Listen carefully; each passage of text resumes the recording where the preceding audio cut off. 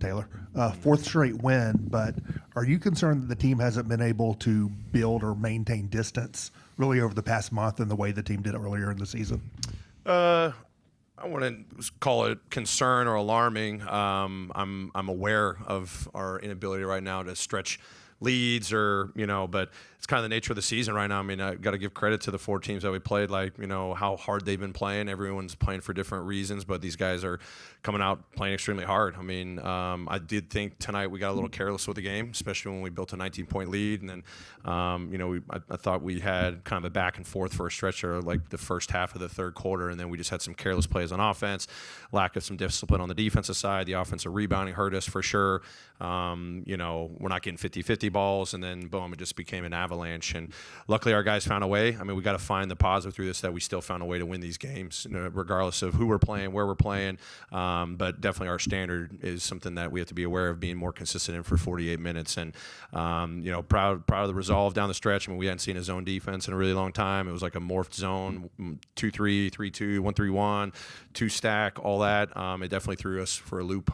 So something to go back and watch and be better prepared for. And there was still just enough possessions there without a play call that we just kept driving it, kicking it, all that, and we got great looks. But it definitely threw our rhythm off, and it got them a spark. And luckily we were able to make just enough plays down the stretch. So we got to put full 48 minutes together and not be so careless.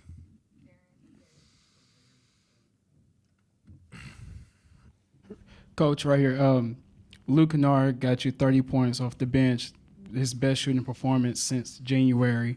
Can you just talk about the performance he had tonight, and what were the nerves like whenever you saw his three ball just spinning around on that rim until it fell? Well, it was great. I thought, we talked about going into the game that the paint was going to be taken away from us. We were going to have our opportunities every now and then, but our relocations, where our movement was going to be as we were trying to move the defense off of a drive or a ball screen, making that secondary, kick swing pass or like that hockey assist. I thought he was our best mover off the ball tonight, and he got rewarded for it. And credit to the other guys that were in those positions to make the kickouts. Various guys, John in particular, Des in particular, Scotty at times, Vince at times. Just the ball movement just found other guys. 2 games in a row where we shot the ball pretty well from the three-point line, which is impressive, and we needed all 30 of his points. And that one at the end, I think it was pretty open, and it was off of a multiple action, pass sequence. We definitely needed that one because it was definitely back and forth. They had a 1-point lead, a 2-point lead. We had a 1-point lead, 2-point lead, and then we finally got that one stop to put it up 5, and then luckily Markkanen missed that shot, and we were able to close out a victory. Hey, Coach, the rebound differential, was that something they were doing or something you were not doing in this game? Both. I mean, they're one of the top offensive rebounding teams in the league. I thought we actually did a pretty decent job in the first half numerically. They didn't overly kill us on second chance points. It looks like it's 13, but 17. I mean, it just created more, and it's just wear and tear that you're having to go through. But second half especially, it just got really loose. And, obviously we were playing small, but there were some dynamic factors there for the offense. I thought BC was doing a pretty solid job in the zone offense in the third quarter, so I kind of went to that.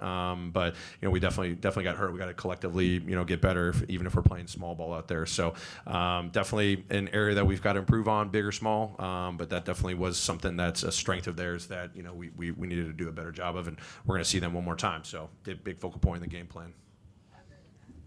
Taylor, even with going small against a Utah team that had Collins, Markkanen, Kessler out there, what sort of advantages do you think that smaller lineup posed, even with the size differential and the rebounding differential? Yeah, it's they definitely went to the zone, so that kind of negated maybe some of our offensive advantages. Playing small, our airtime decisions and driving them and getting by their length and kicking out and putting them in rotations, which I thought we had until they went to the zone.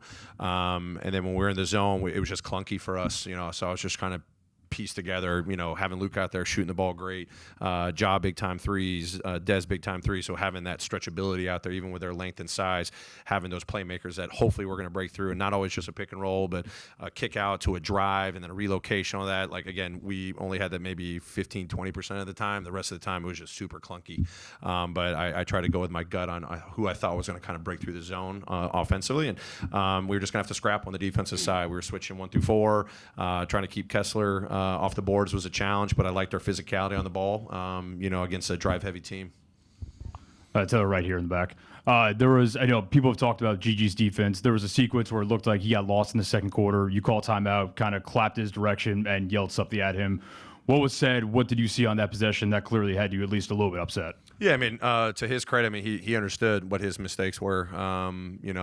Collier had just gone down left-handed every single time and half court and transition, so it was just about cleaning that up and tightening up on the defensive side. And he owned that. He recognized where he could get better in his communication, and his point of attack defense could have cleaned up. So love that he recognized it, and he's gonna be better from it.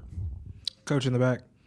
Obviously, Utah was able to close the gap there in that third quarter, but kind of in the fourth, a lot of energy from Brandon Clark, especially in the beginning, and then Scotty as well with his defense. And we know you call upon him for that all the time, but how big was that in that fourth quarter to kind of help you guys pull away? That was big time. I mean, I talked about going into the fourth quarter, how the first three quarters we were just really careless. We were kind of nonchalant with the game. We had to tighten it up. We have an opportunity right here, the last 12 minutes to set a tone here defensively with our activity. And, we talked about the zone offense because we needed to be organized there. And, their defensive activity was huge. I mean, BC created a couple steals there, creates that 50-50 ball. We get the timeout. I don't think we converted on the next possession, but that just was a spark that we needed. Those guys, we lean on them a lot for a lot of different things, but especially on the defensive side, whether it's point of attack defense with Scotty, then we start switching, and then BC's on these guards and, putting friction and resistance on them on the perimeter. He's getting a whole lot better in that area, and those guys were huge for us tonight.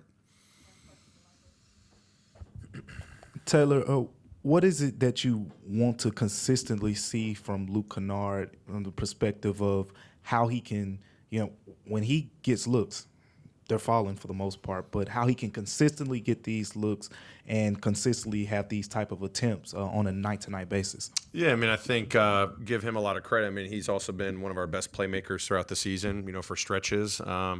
Tonight for him to, have a showing like that's awesome. I mean, it's him staying committed to the aggressiveness with his movement. That was a huge emphasis. We worked on that this morning. But also it's his teammates finding him, find him in transition. I saw Ja trying to, find him in transition. It's Dez coming off a ball screen and them saying, hey, Luke, I need you to be here because they knew where the ball was going to probably end up. And then teammates in the corner making a kick swing to him. But whether it's a shot or him getting downhill, obviously you get to the mid-range, he can obviously kick out and get a bunch of assists there. So I just want him to just go out there, play aggressive, maintain those movement patterns, but it's also at the end of the day his teammates, being aggressive and finding them.